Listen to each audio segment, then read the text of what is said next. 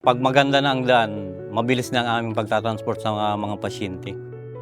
Ako po si Renato Botoris, 54 years old, nagtatrabaho sa Samar Provincial Hospital. 10 taon na ako sa serbisyo. Ang responsibilidad namin mga driver, mag-safety talaga ng mga pasyente. Ang pinaka mahirap sa aming na-experience naming driver, namatayan kami ng isang pasyente. Nag-bleeding siya sa sugat niya dahil malubak ang daan. Kaya hindi na umabot sa hospital, sa IBMC. Nanghina rin. Siyempre, hindi umabot yung pasyente. Tapos kami sa kasama, naano ba sa kanya. Siyempre, namatayan siya. Panahon po ba na yun? Hindi pa, sira-sira pa talaga nun. Biyay namin Katbalogang hanggang IBMC, siguro 107 kilometers noon. Di ba, malubaka ngayon, marami namang naayos na daan. Umiksi na rin ang oras sa pag-transport ng pasyente.